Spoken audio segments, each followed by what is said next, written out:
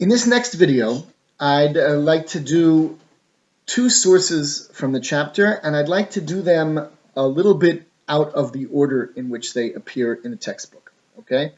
Turn first, please, to page 200 in the textbook, and you'll see an introduction there, which says, Madua aleinu litzapot legeula v'limot haMashiach.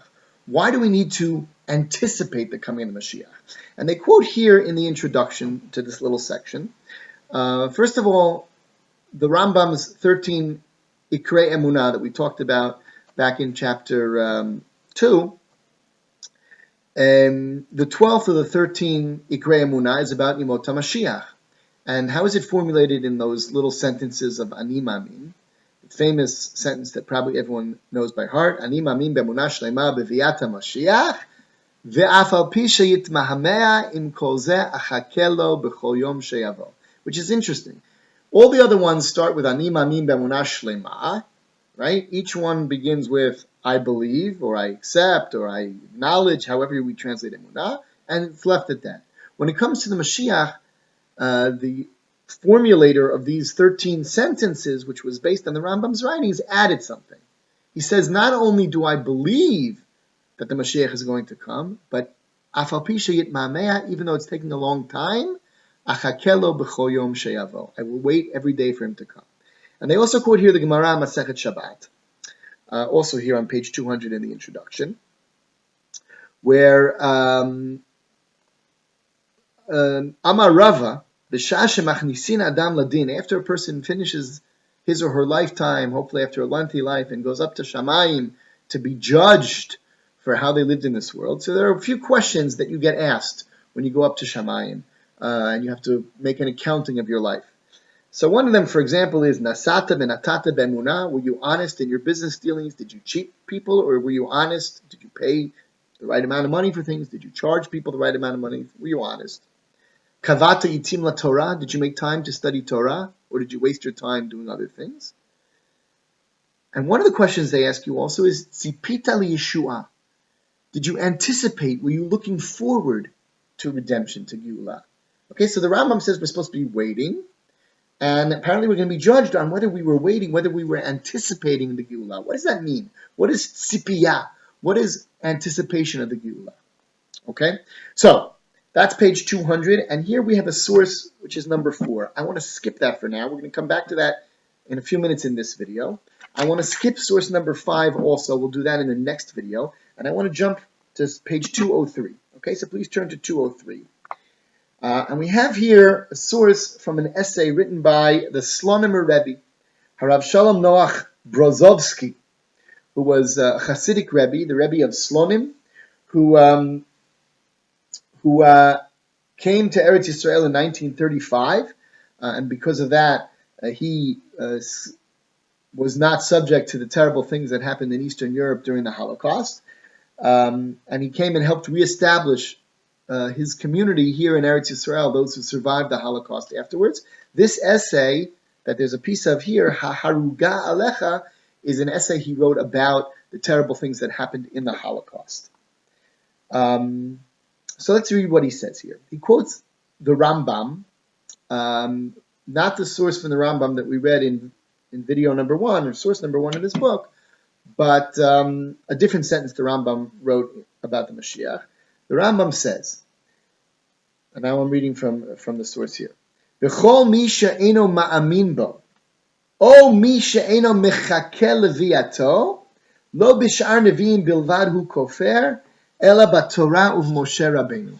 The Rambam writes that if someone doesn't believe that the Mashiach is actually going to come, or the person is not waiting for the Mashiach to come, then that person is denying not only all of the prophets, like Yeshayahu and Yechezkel and others who promise that the Mashiach is going to come. And therefore, if you don't believe in it, you're denying those prophets. But you're also denying Moshe Rabbeinu himself, because even the Torah says that this is going to happen. Okay, so he says that if someone doesn't believe the Mashiach is going to come, or isn't waiting for the Mashiach to come, then they're denying all the prophets and the Torah itself. That's what the Rambam says. And now the Slonimer Rebbe, the Rebbe of Slonim, in this essay, asks a question on that. So let's read together on page 203. V'yesh l'dakdek bidvarav. We have to read the Rambam very carefully, he says. Bishlama mi she'eno ma'amin bahu kofer. I understand that if someone doesn't believe the Mashiach is going to come, that person is kofer, that person is denying the Torah. Sharei HaTorah he'idala, because the Torah itself said that the Mashiach is going to come. So if you don't believe that Mashiach is going to come, then you're denying what it says in the Torah. But the Rambam says not only if you don't believe it, mi she'eno mechakel leviato, even if you just aren't waiting, dimashma, that sounds like, av shema'amin be'etzem biat Mashiach, v'rak eno mitzapeh Yeshua. If a person believes, yes, I believe Mashiach's going to come one day, but I'm not waiting for him to come. I'm not really interested in him coming now. Let him come sometime in the future. Right now, I kind of like my life the way it is. I kind of like the way the world is now. I don't deny that the Mashiach is going to come. One day he'll come. I'm not interested in it happening very quickly. Somebody like that, the Rambam also says is denying the Torah. And why? Madua nikrahu kofer b'Torah Moshe. Why is that considered denying the Torah? Sharehu ma'amin b'masha katuv b'Torah. If a person says, I believe, and not just says, but really means it, I believe the Mashiach is going to come. I'm just not waiting for it to happen. I'm not interested in it happening right now. Let it happen sometime in the future. So why would you call that person someone who denies the Torah? He believes what it says in the Torah. He's just not interested, or she, in it happening right now. But the Rambam says that even if you believe the Mashiach is going to come, but you're not waiting for it, the Rambam says that that's considered someone who denies the Torah. And that needs an explanation. So the Rebbe of Slonimer explains. Now look at the bolded passage. He says, "V'nira b'veyur ha'inyan." We can explain this in the following way. Shebiat HaMashiach zehu hatikun hagamur shel habriya b'malchut shakai. She'az yikuimu ha'Yehudim. Ki malah ha'aretz de'at Hashem v'druach ha'tumah avim min ha'aretz v'niskav Hashem levado b'yom hahu. When Mashiach comes, that's when the purpose of all creation is going to be fulfilled. That's when all people will understand Hashem. That's when the evil or impure aspects of life will be removed from the world. God will rule the world. Hashem will rule the world in His glory. It's when the world will be a perfect place, a place of Kedusha, a place of holiness. Zo atachlit shel kol habriya. That's the purpose of all existence. V'chol metziot hanochachit, and the way the world is now, with all of its problems, metziut shel olam malei tzarot u'tlaot, a world with all kinds of problems and all kinds of difficulties. Ze rak prosdor lagia darko al tachlit haritzuya shehi tikun olam b'malchut shakai. The way the world is right now, with all of its problems and all of its difficulties, is just a prosdor. A prosdor means a corridor. You have to walk down the hallway to get to the room at the end. So we have to go through these phases of history in order for the world to reach its purpose. The purpose of the world, the goal of the world, is Yemot HaMashiach. Next paragraph, and then we'll turn the page. La'or zeh barur she'ha'emunah b'vi'at HaMashiach ve'hatzipiya liyeshua hi maskana muchrachat me'ha'emunah ha'shlema. So, believing in the coming of Mashiach and anticipating it, looking forward to it, is a necessary outgrowth of real emunah. Sheyehudi ha'ma'amin ki hakadosh baruch hu haborei. A Jew who believes that God is the creator of the world, v'yesh lo ha'havana ha'nechona ki lo yitachen shebarat habriya shetiyeh kemo shehi. And then it becomes clear that Hashem wouldn't have created a world whose ultimate goal is to be like this. Olam malei tumah, a world filled with impurity, v'natun l'shilton haroa, where evil rules. That can't be the goal of this world, to have a situation where there's evil ruling. If you think about terrible things that are happening in the world in various places, that can't be the ultimate world that God created. Person who really believes in Hashem and understands that Hashem rules the world will understand that this is all just a step towards the ultimate goal. That's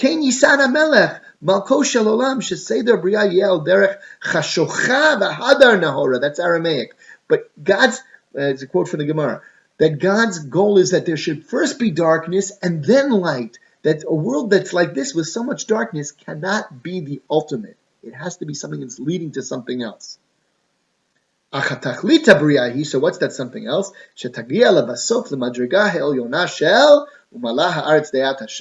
It has to lead to the ultimate fulfillment of Yeshayahu's prophecy that we already quoted in one of the earlier sources, that the world will be filled with the knowledge of Hashem. Shebeketz hagalut, at the end of the exile, Yofia or gadol shel tshuva, ad shekulam yitavu ach latov, until we reach the point that everybody just wants to do the good thing, everybody will do tshuva, but titbaltel kol metziut hara, and there won't be any more evil in the world. Nimtza. Okay, so a person who really believes in that will understand all that. So a person who really has complete emunah, and his understanding and recognition of the truth is really, really internalized in him. When he looks at the world with all the bad that exists today, he'll realize that this is just a temporary situation. It'll be obvious to him that Mashiach has to come eventually. And now the next paragraph. Therefore it's clear that if a person isn't actively waiting, anticipating, waiting every day and saying, maybe today Mashiach will come, maybe tomorrow Mashiach will come, a person who isn't thinking that way, that's a sign that he doesn't really believe. A person who really, really believes Mashiach is going to come and this world is going to become perfect will be waiting for that day with all sorts of anticipation. And if you believe it, but you're not anticipating it, it means you don't really fully believe it. And therefore the anticipation for geula is an integral part of the belief in the geula itself. Okay, so that's what the Rebbe Slonimer says in source number 6. Now let's go back to page 200 to source number 4. Okay, back to page 200. This is Rav Yaakov Moshe Charlap. This is a much more recent source. Actually, it's around the same time period as the Rebbe Slonimer, actually, even a little bit earlier. But it's also from the 20th century. Rav Charlap was a student of Rav Kook. And he lived until the year 1951. Rav Kook died in 1936. He lived later until 1951. And that's important because Rav Kook, who we've spoken about a lot, we've read many sources from Rav Kook already this year, and we're going to be reading more of Bezrat Hashem later in this chapter. Rav Kook, who was one of those who really laid the foundations for religious Zionism in the state of Israel, but who himself didn't live to see the state of Israel. Rav Kook died in 1936. The state of Israel was founded in 1948, and Rav Charlap lived a few years after that and did see the state of Israel.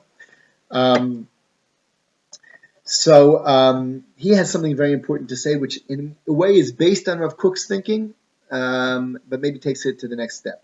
So let's read what Rav Charlap said, and even though the textbook put it before the other sources, I wanted to read the Slonimer Rebbe first, and now let's read this. Okay, so I'm on page 200.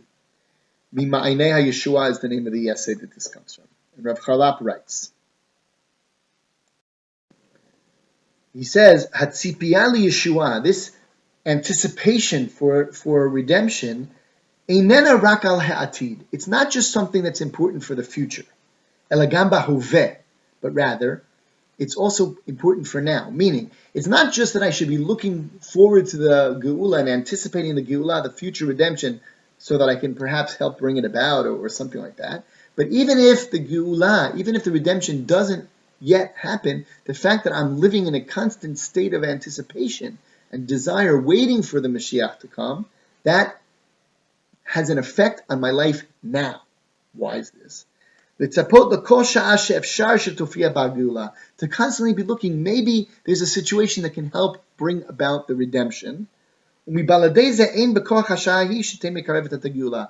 that, if we're constantly anticipating, when are we going to be able to when is the Mashiach going to come? Then we'll be attuned to the possibility that any given moment in history, any given day, any given time has potential that we could use. And if we waste that, then we're going to lose that opportunity. And if we're not constantly looking for it, we're not going to see it. So it affects our life in the here and now. He says, that's why Hashem didn't reveal the final deadline for the geula to come. That way people are constantly waiting. Maybe the Mashiach will come today, Hashem wants us to constantly be waiting for the Mashiach to be coming. V'zehu inyan chevlei geula, chevlei Mashiach. There's an expression, chevlei Mashiach, which talks about the time period before the Mashiach is going to come. And the expression chevlei Mashiach generally is translated as meaning the pains, like when a woman is having a baby, so there's a lot of pain, and it's called chevlei leida, the pains of childbirth. A woman is having a baby, she's in a lot of pain, but she knows that at the end of this process, there'll be something very, very good. She'll have a child. So sometimes the expression Chavlei Mashiach is understood that way, that the time before Mashiach comes, there might be a lot of difficulty and a lot of pain, but it's something that's leading to something good. That's the normal expression, understanding of that expression. But Rav Charlap reads it differently. Chavlei Mashiach milashon chavalim. A chevel is also a rope. And all the things that happen before Mashiach comes are like ropes that we can grab onto and pull ourselves towards the goal. So he says, let's just skip a little bit now, to line number 15, at the bottom of page 200, the bolded part. Efshar lihimalet me'atzarot v'yegonot shebe'ikveta de'mashicha zulat al yedei tzipiyat ha'yeshua. The only way to escape the troubles and the difficulties that happen before the Mashiach comes is to be actively anticipating the redemption that comes afterwards. וכדי שהציפייה לישוע תהיה נחקקת בעומק הנפש פנימה, עד כדי כך שתתגשם בחיים ובמעשה לחיות על פי ציפייה זו, יש צורך להתעמק בלימוד הישר, בתוכנם של הגילויים העתידים להתגלות, ונעמי עליית הוויה והתרוממות כל נמצא בה. So in order to achieve that anticipation, if to really be waiting for something, to really be wanting it, you have to know what it is. And therefore we have to think about and study deeply what life is going to be like when Am Yisrael is finally redeemed. Shekain al yidei ha'iyun ha'amok b'inyanim elu v'ha'hitramemut haruchanit shal yadam. By studying these things and realizing how amazing things are going to be in the future, kol ha'evarim v'gidim matchilim litgageh latov ha'tzafun shebenorot aliyat ha'atid ha'mazhir v'meir. The more you realize how wonderful things are going to be in the future, the more you're going to desire it and want it now. Okay, so these two sources, we don't need to read the rest inside. These two sources talk about the importance of not just believing that Mashiach is going to come, but believing it and understanding it and thinking about it to the point that we really, really want it and are willing to do whatever we can to lead to it. And that's going to lead us to the next source, which we'll do in the next video. We just did source number 4 and number 6 in the opposite order. And in the next video, we're going to do source number